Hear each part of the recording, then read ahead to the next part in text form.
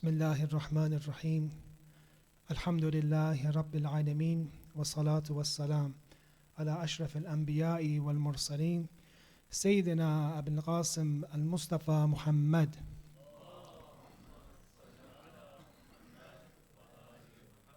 وعلى أهل بيته الطيبين الطاهرين ولعنة الله على أعدائهم إلى قيام يوم الدين. Brothers and sisters, we just witnessed in Karbala waves and waves, oceans of people flock to the shrine of Imam Hasan alayhi salam. An ocean of people with sincerity and wholeheartedness. They came in record-breaking numbers. Maybe some say 20 million people, maybe even more. But what is occurring in the haram and in the shrine of Imam Hasan, in terms of the skies, in terms of the angels, is more than what is happening on the ground. As it says in our narrations, فَوْجٌ يَنْزِلْ, there's waves and waves of angels that are descending to the shrine of Imam Hasan. وَفَوْجٌ يَنْزِلْ وَفَوْجٌ يَعْرُجْ, and there's waves and waves of angels ascending. As it says in the same narration that they ask permission, these angels, they ask permission to do ziyarat of Imam Hasan alayhi salam. Some of these zawar and visitors and pilgrims are prophets. Prophet Adam, imagine Prophet Nuh, Prophet Ibrahim, Prophet Isa alayhi salam. They are of the visitors of Imam Hasan alayhi salam. But what I want to tell you this is that Imam Hasan, with his army of wearing black in mourning in Muharram, with his army of visitors, he himself is a pilgrim of somebody else.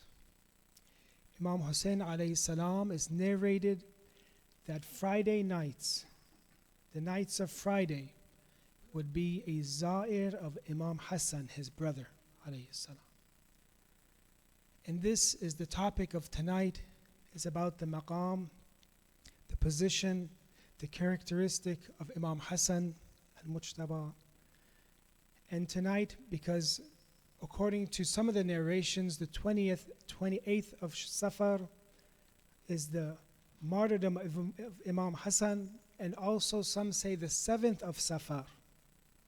So to give respect to our beloved Imam, to inshallah open our eyes, to make us those that will understand their Imam, so that we can be those that will then understand the Prophet and those that will understand Allah. And that so we can inshallah purify our hearts. As it says in narrations, those eyes that cry for Imam Hassan, those eyes will see during the day when people will become blind. In the day of judgment, when people will become blind, those eyes that cry for Imam Hassan, those hearts, that day when the hearts are full of grief, full of distress, those hearts that grieved over Imam Hassan, they won't grieve. So tonight is a majlis for Imam Hassan, one of our madloom and oppressed imams. Please recite a salawat.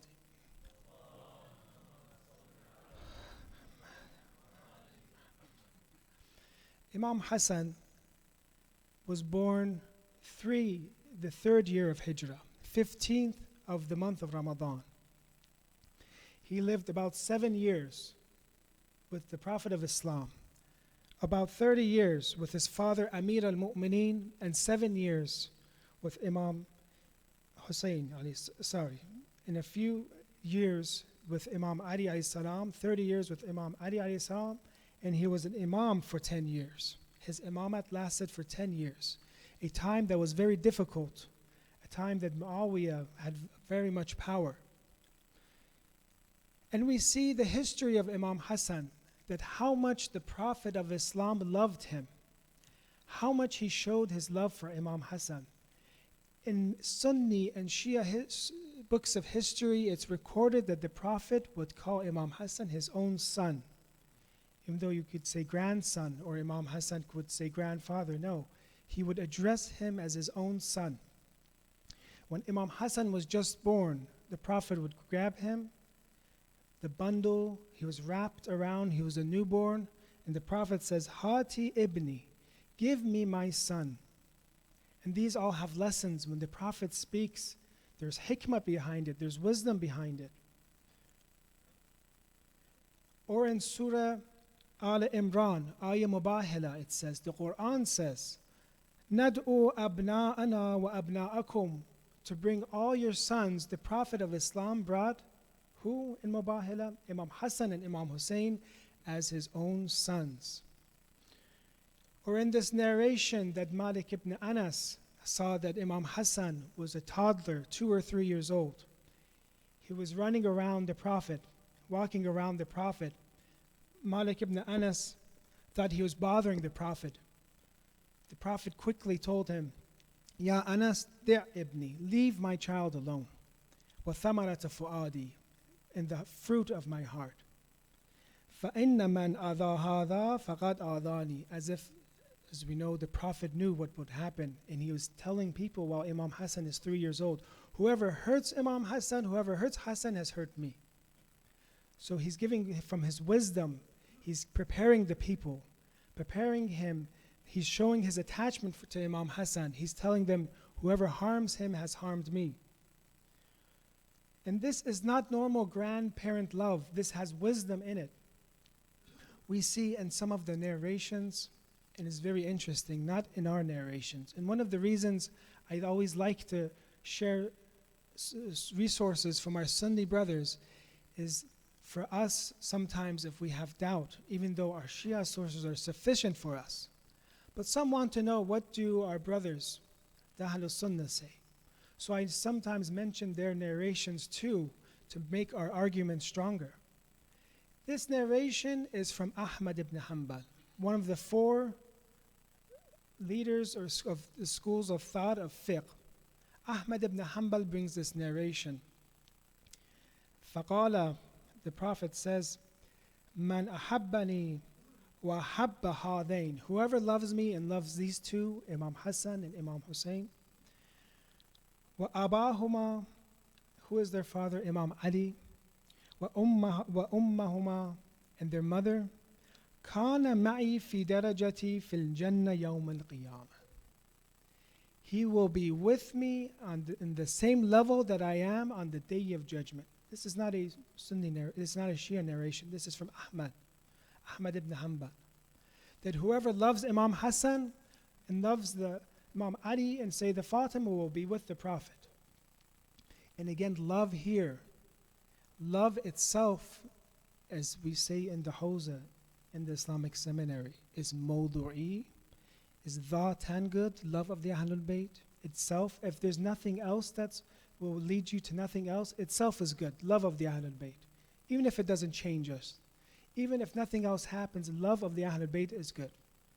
But also besides this mawdu'i, this love of the Ahlul Bayt, it's also, we say, tariqi. It brings us to something else. And it brings us to perfection. It brings us to changing ourselves. It brings us, when we love Imam Hassan, we start to be he is a prototype for us. He is a behavioral paradigm for us. We start becoming like him.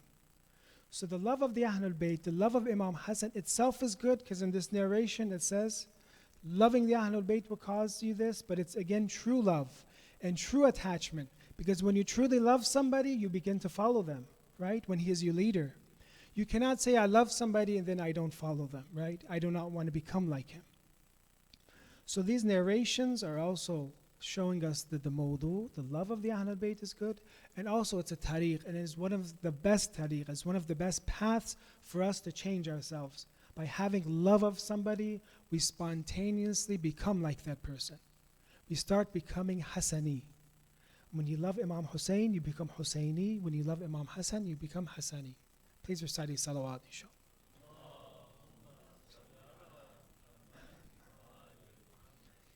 Another narration from our Sunni brothers, from Hakim Neshaburi. Who is Hakim Neshaburi?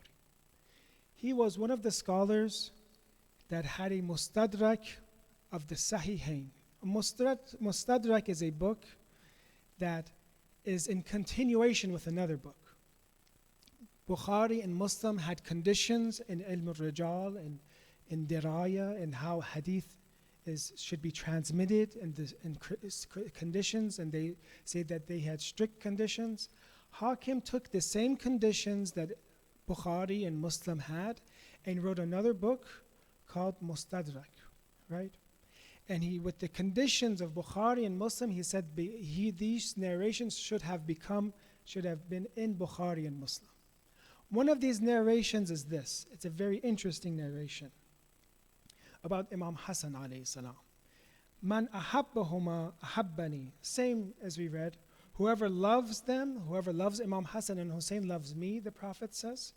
وَمَنْ أَحَبَّنِي أَحَبَّ اللَّهِ. Whoever loves me loves Allah. So this is the chain from loving the Imams to loving Allah. وَمَنْ أَحَبَّ اللَّهِ أَدْخَلَهُ الْجَنَّةِ. And whoever loves Allah, Allah will make him enter heaven. So loving Imam Hassan and Imam Hussein will be causing us to enter heaven. And then the opposite, he says something here that's not in the other narrations. He says, وَمَنْ أَبْغَضَهُمَا أَبْغَضَنِي. Whoever has hatred towards them, whoever is at war with them, he has that hatred with me. وَمَنْ أَبْغَضَنِي أَبْغَضَهُ اللَّهُ. And whoever hates the Prophet hates Allah. وَمَنْ أَبْغَضَهُ اللَّهُ. Whoever has hatred of Allah, أَدْخَلَهُ النَّارِ. So the hatred and being at war with Imam Hassan and Imam Hussein is equal to the hellfire. And then the commentator of this book, which was Dhahabi, a historian 700 years ago, he's a prominent Sunni historian. He says, I don't accept this narration. He says, this hadith I do not accept. Even though there's another chain right next to it, and he doesn't address that chain, which is sahih, he just says, I don't accept this. One of our ulama gives an answer to Dhahabi. His name was Allama Mudaffar, a big alim we had, and he passed away maybe 40 years ago. He was around 50 years ago. He says something very interesting. He says about rejecting this hadith that hatred of Imam Hassan basically is equal to the hellfire, right? He says this. He says, حَقًّا لَهُ أَنْ يَنْسْتَنْكَرَ. He should, of course, reject it. He should reject this narration. Why? لأنه يستوجب دخول أكثر أوليائه النار. Because this would cause most of the people that are his wali, most of the Khalifa of the Bani Umayyah, of Bani Marwan, it would cause them to enter the hellfire. Of course he has to reject this narration. Because Muawiyah was their Khalif, right? And Muawiyah was at war with Imam Hassan, was at war with Imam Ali alayhi salam. Muawiyah paid the wife of Imam Hassan to poison him, right? So how could he accept this when it is at the end going against the Bani Umayyah, right? Going against the system of Khilafah. It's very interesting to know something, brothers and sisters. We see some of the scholars like Bukhari, we see that sometimes they would accept Muawiyah or accept different khulafa. But when it comes to Amir al-Mu'mineen, they would not accept him as a Khalifa. Right? Look at Tarikh al-Awsat of Bukhari. It is a book where he mentions the different Khalifs. He brings this narration and he talks about the first, second, third Khalif. Then what does it say about Amir al-Mu'mineen? He says, and there was a time period of fitna. He doesn't bring his name. He says it was a time period of fitna. Then he brings the name of Muawiyah and he brings the name of Yazid and the other khulafa.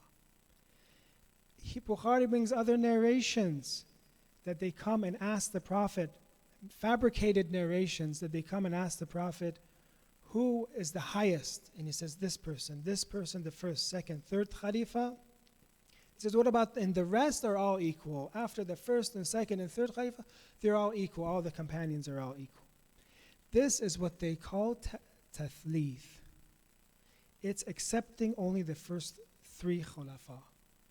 It's not accepting tarbi', which is quoted as the four rightfully guided caliphs. There are in Bukhari is proven by this, that he is one of the ulama that does not accept the 4 Khalifas. He is one of those that accepts 3 because he is calling Imam Ali fitna. He is bringing narrations that say there's only 3 companions that are excelled amongst the others, and the rest are all equal. This is very surprising when we look at history, that people could have such an interpretation about Muawiyah, but when it comes to Imam Ali, Imam Hassan, and Imam Hussein, they have this viewpoint. And haqqan, this is beautiful what Allama Mudaffar says, is that of course he should reject these narrations, because these narrations is going against their ideology. Please recite a salawat.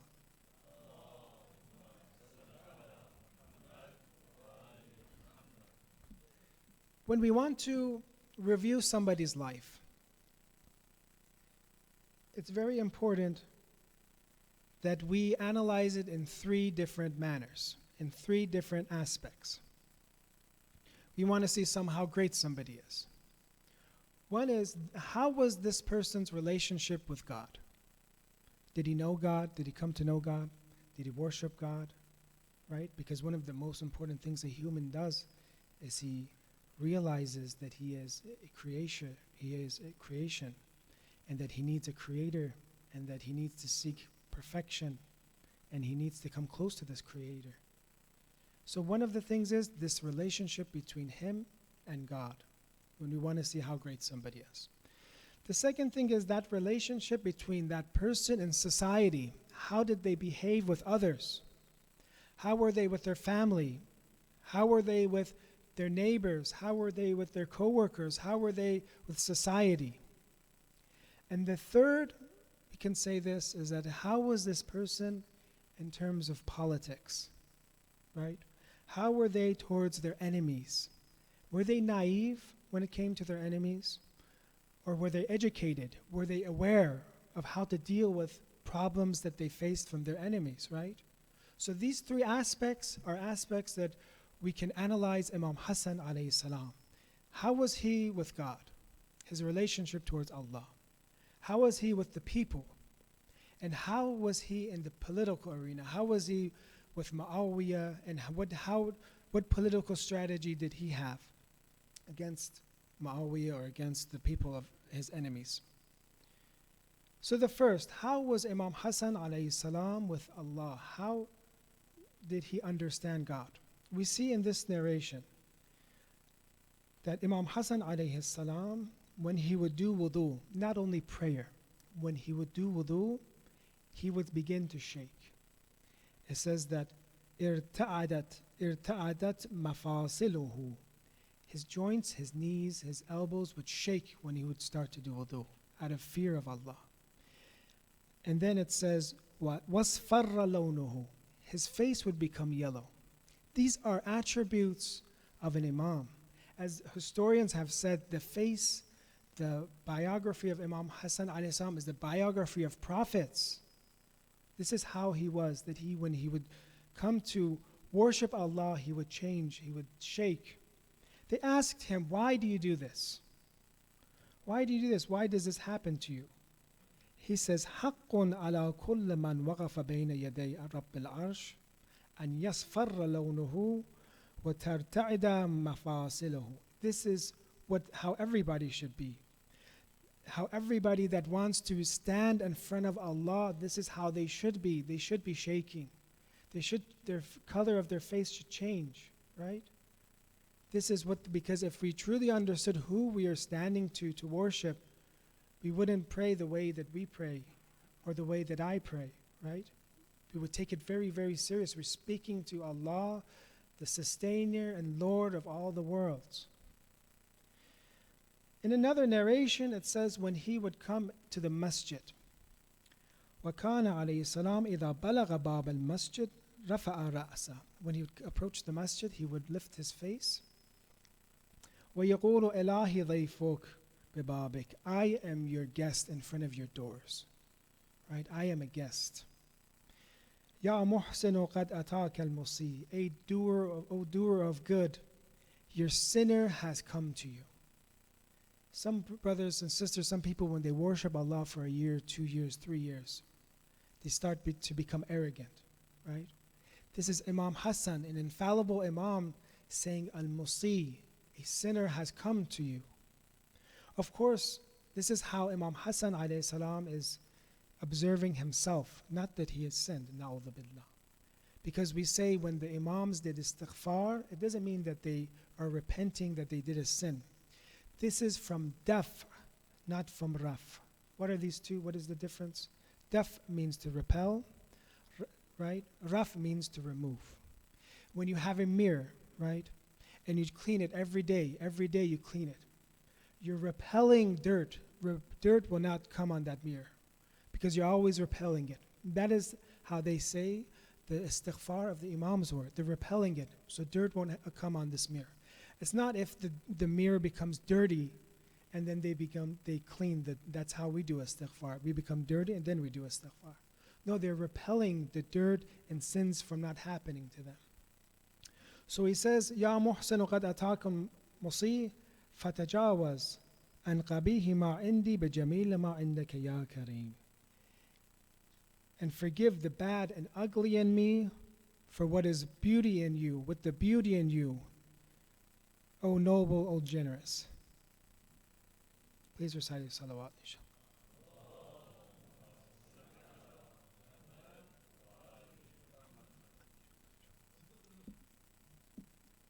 In another narration about how Imam Hassan alayhi salam, so we can inshallah learn these, and inshallah we can see how are we compared to a perfect human being. What stage are we at? Inna al-Hasan ibn Ali kana a'bad an-nas. Imam Sadiq says he was the best of worshippers. Fi zamanihi wa azhadahum wa afdalahum. He was the most zahid. He disattached himself from the world. He was the highest, most virtuous of the worshippers of God. Wa kana idha hajja mashiyan. When he would want to do hajj, he would walk. Just how many people in Arba'in, they walk towards the shrine of Imam Hussein. وَرُبَمَا مَشِيَ حَافِيًا. Sometimes he would take his shoes off and walk barefoot. People would ask, how come some people walk barefoot towards the shrine of Imam Hussein? This is a narration that Imam Hassan alayhi salam would walk barefoot, take his shoes off towards Kaaba. وَكَانَ إِذَا ذَكَرَ الْمَوْتِ بَكَى. When death was remembered, he would cry. Remember, he's an infallible Imam. How many deeds he has, what position he has. He would cry. This reminds us not to be happy of our deeds, not to be confident in our deeds. That Allah, how do we know our deeds are accepted? We don't know. Maybe nothing is accepted, right? But we know one thing, that our love of the Ahlul Bayt is true. Maybe the other actions were not true. Maybe they're out of some other intention that we had. But we know that the love that we're here tonight for Imam Hassan, or we're here for the Prophet of Islam, we know it's true. We drove far. We spent time. Those that organize these majalis, we know that it's done out of love. Inshallah, Allah will save us because of this love of the Ahlul Bayt, because of this great action. وَإِذَا ذَكَرَ الْقَبْرَ بَكَى. And then when he remembered the grave, being in the grave, he would cry. وَإِذَا ذَكَرَ الْبَعْثِ وَالنَّشُورِ. When we're resurrected, بَكَى again, he would cry. وَإِذَا ذَكَرَ الْمَمَرَّ عَلَى الصِّرَاطِ بَكَى. And then remembering crossing the narrow bridge, he would cry again. This is how also Khadija, she was very worried too at the same time when his grandmother was passing away. She was worried too that all these actions she did, she spent all of her money for the Prophet of Islam, for Islam. Everything she had, in a way that they did not have food to eat anymore, as Shaybah Abi Talib. And she was worried, what's going to happen to me? Right? These are lessons for us. How do we know if we're saved or not? How do we know if this iman we have, these actions we have, is it true, accepted or not? And second of all, how do we know we're going to stay in iman and stay good? Tonight is the night that we can ask Allah, because of Imam Hassan, to inshallah give us, accept our deeds, and inshallah make us steadfast in our religion to the last breath that we have. The second aspect that we said we'll analyze the life of Imam Hassan, inshallah, is how was he with the people? His social responsibilities. See, brothers and sisters, some people are good at worshiping. but when it comes to helping others, they're not good. I'm busy. I'm going to do this ziyarat. Come and help me, brother. I'm talking about myself sometimes, right? Some of the scholars say we have Mafatih al-Janan, a book of prayers.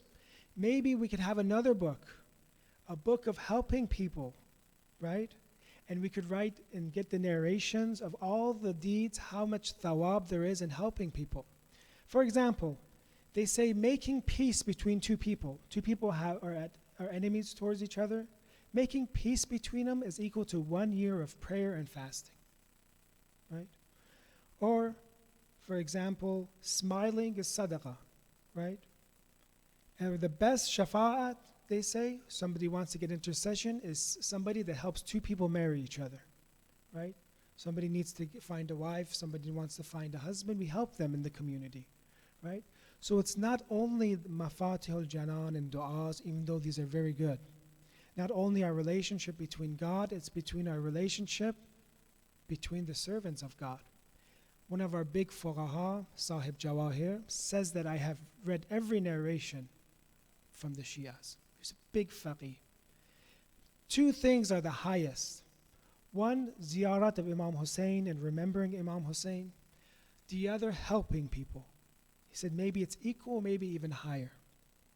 Helping people. In their narrations, it says when you're helping somebody, you're walking, it's like somebody that is mashi, that is walking between Safa and Marwa. Just like in Mecca, they're doing Umrah. They're walking between Safa and Marwa. When you go and you are helping somebody out, you want to help them with something that they need help in. It's as if you're in Mecca. You're doing between Safa and Marwa. One of the stories that we see about Imam Hassan alayhi salam is a very interesting story. It's narrated in a very important book, Al-Bidayah wa Nihaya. It's a history book. It's not from us, the Shias. It's a Sunni historical book. In it, it says this story about Imam Hassan and how he was once walking and he sees a servant. He sees a slave. This slave was doing something interesting. He was eating food. At the same time, he was sharing it with a dog. He would eat, and then he would give some food to the dog. Then again, he would eat. Then he was sharing his meal with an animal, right? Imam Hassan approaches him and asks him basically about what you're doing. This person says that I am embarrassed. أني أستحي منه أن آكل ولا أطعمه. I am embarrassed for me to eat and not give this animal food. It's an animal. What does Imam Hassan alayhi salam do? He loves this deed, that somebody is being kind to an animal. Somebody is showing compassion to an animal. So he says, stay there.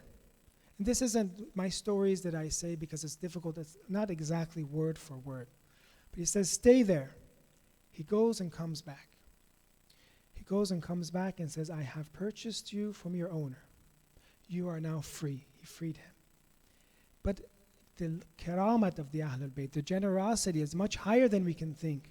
Not only did he free him, this garden, he said, that you are in, this is now yours. I also bought you this garden. This is the karamat of the Ahlul Bayt of Imam Hassan.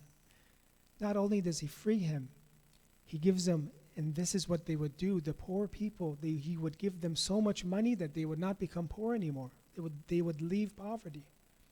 We ask Allah tonight that Imam Hassan, if he did this to somebody that was kind to a dog, what would Imam Hassan alayhi salam do to somebody that has majalis for him, or has majalis for Imam Hussein, or has majalis for his mother Az-Zahra salamullah alayha?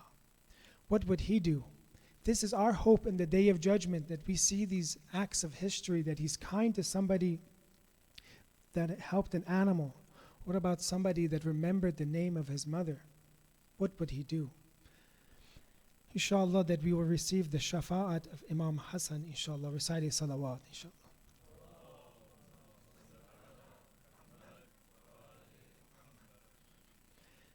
In another story, Imam Hassan alayhi salam saw Marra Hassan ibn Ali ala fuqara. He saw the poor. He was passing by the poor people. وَقَدْ وَضَعُوا. Anyways, they had a table spread. They were eating bread. a very humble, very simple food. And they said, Halumma yabna bint Rasulillah. Come and eat food with us, ila al-ghada. Come and eat food with us. And Imam Hassan alayhi salam said, okay. He came. فَإِنَّ اللَّهَ لَا يُحِبُّ الْمُسْتَكْبِرِينَ. Allah does not like those that are arrogant. He came and he sat with the poor people and began eating food with them.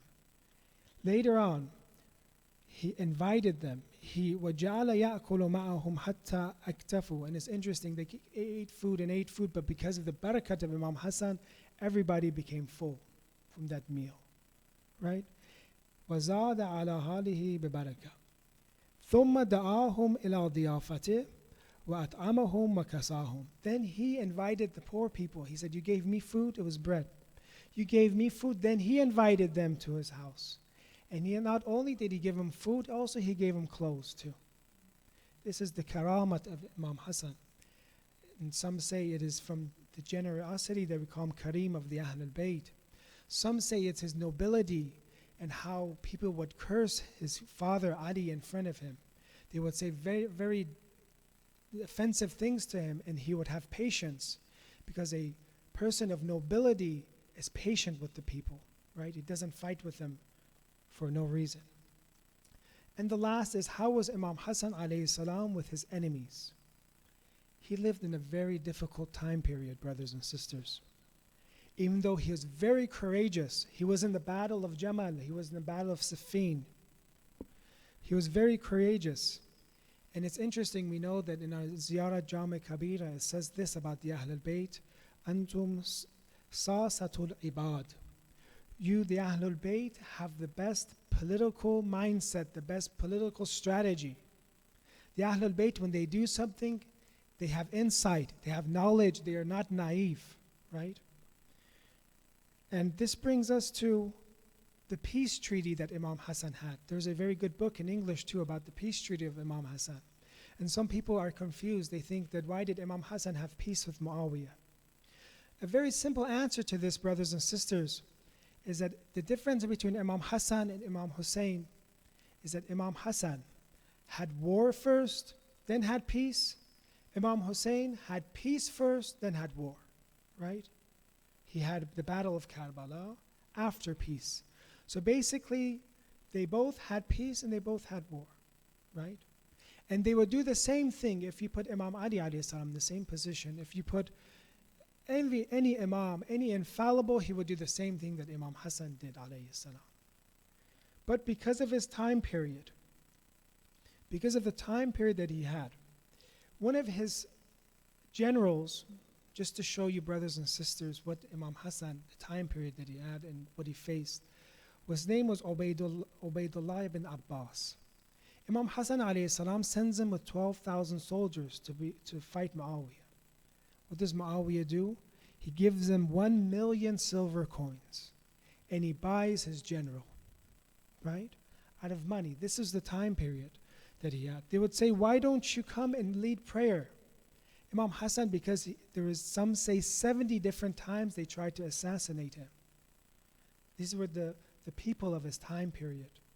That they struck him with a dagger in 3 months in Madain. He was recovering from this wound that he had. They would say, come and lead prayer. Al-Jayshu Bala Amir. Come, the army doesn't have an Amir. Come and lead prayer. Imam Hassan alayhi salam in this narration said, Al-Imam Bala Ra'ya. There's an Imam, but he doesn't have followers. Don't say Jaysh Bala Amir. Say there's an Imam, but the Imam doesn't have followers. This is the madlumiyat of Imam Hassan, that he was forced to have this peace treaty with Muawiyah. And as one of our scholars today says, he says that this peace treaty is equal to what Imam Hussein alayhi salam did in terms of thawab and reward and an impact. That if Imam Hassan wasn't forced to accept this peace treaty, the situation and circumstances would not arise for Imam Hussein to revolt. They would have destroyed everything that the Ahlul Bayt had. Nothing was left for Imam Hassan. They would have destroyed everything. So, as I said, they are sasatul ibad. They are the most politically wise. They're not naive. He was forced to accept this peace treaty.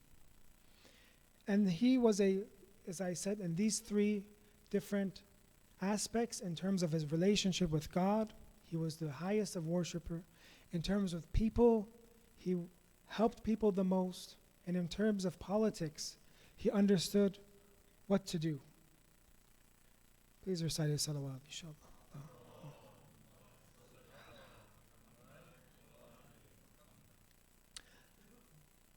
It's very interesting when we talk about helping people, and in society, some of the stories that we have, and I'd like to share stories of our scholars because they lived in the time period that we had. One of them is the story and the life of Sheikh Ghulam Raza Yazdi. He was a scholar that had ijtihad by 4 top maraja. He lived in a time period that he, just like Imam Hassan, would help people. They say in Najaf there was a disease, cholera, spread, and people were afraid to even touch each other. They were afraid to touch each other's clothes. He would go in the middle of the night, take the clothes of his fellow students, nobody would know, and risk his life, would go to Kufa and wash it and bring it back, fold it, and put it in a way nobody would know he did this. And he didn't get sick because he was so sincere. Right? People were afraid of just being in contact with each other. In Najaf, people were dying because of this disease. They say that one of his students, which was one of the top, became one of a top teacher in Qom, Muhaqqiq Damad. He was the teacher of Ayatollah Makarim Shirazi, and he's the teacher of Ayatollah Shubayr Zanjani. This teacher, Muhaqqiq Damad, was a student of Shaykh Ghulam Raza Yazdi. He asked him questions. Ghulam Raza Yazdi was very humble. He said, you know what, I don't know the answer to your questions. For you, there's not a teacher in Yazd. Go to Qom. There's a teacher there.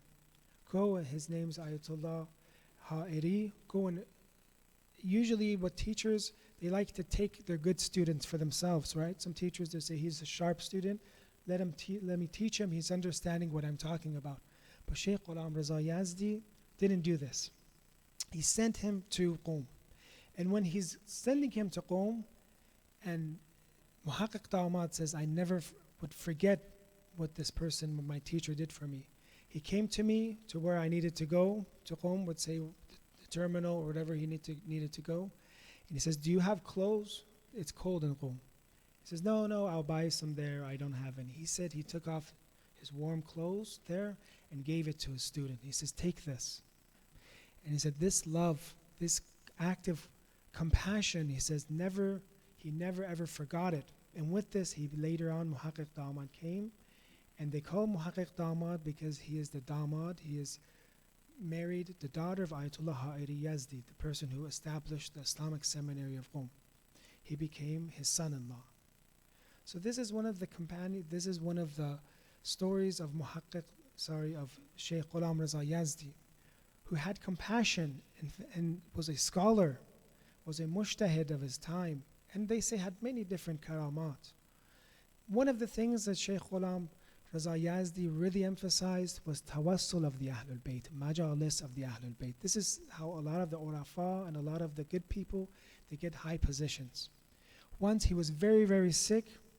They said that they needed 3 people to put him on a donkey at that time, so that he'd ask them, take me to the doctor. I need to see a doctor. And they said, there's no doctors available now. He says, no, my doctor is Imam Hussein. Take me to the majalis of Imam Hussein. He was very sick. They take him, 3 people, they take him and help him, and he comes to the majalis of Imam Hussein. There, somebody had a little bit of tea, it was left over.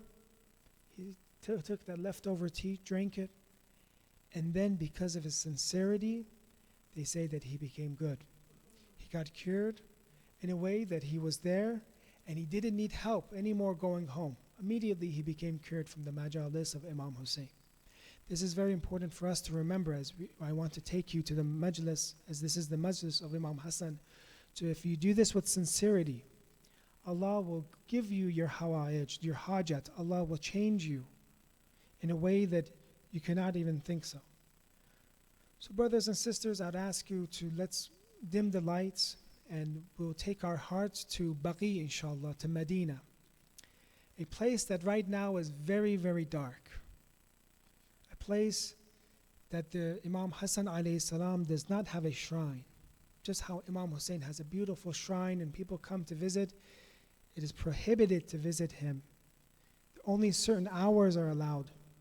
We ask Allah tonight that if He gives us the money, if He gives us the opportunity, if He changes the political situation, that we will build a shrine for Imam Hassan, inshallah, just like his brother Imam Hussein. In Amali as-Saduq, it says that angels from the 7 heavens cry for Imam Hassan. Birds in the sky, fish in the sea cry for Imam Hassan. Why? Because they understand a perfect human being. Whoever cries for Imam Hassan will not be blind the day that people will be blind. Their hearts will not grieve the day that their hearts will grieve. Ya Aba Muhammad, Ya Hassan ibn Ali, ayyuha al-mujtaba, Ya ibn Rasulillah, Ya Hujjatullahi ala khalqih, O decisive argument of God over mankind. Ya Sayyidina wa Mawlana, inna tawajjahna wastashfa'na, وَتَوَسَّلْنَا بِكَ إِلَى اللَّهِ. We turn towards Thee, we seek Your intercession. وَقَدَّمْنَاكَ بَيْنَ يَدَيْ حَاجَاتِنَا. We put before You our open need. يَا وَجِيهًا عِنْدَ اللَّهِ اشْفَعْ لَنَا عِنْدَ اللَّهِ. يَا وَجِيهًا عِنْدَ اللَّهِ اشْفَعْ لَنَا عِنْدَ اللَّهِ. يَا وَجِيهًا عِنْدَ اللَّهِ اشْفَعْ لَنَا عِنْدَ اللَّهِ. Brothers and sisters, they say that the wife of Imam Hassan is narrated that she poisoned him. How difficult is it for somebody to be killed by his own wife? Her name is Ja'da. Deceived by money by Muawiyah, he gave her a very, very difficult poison.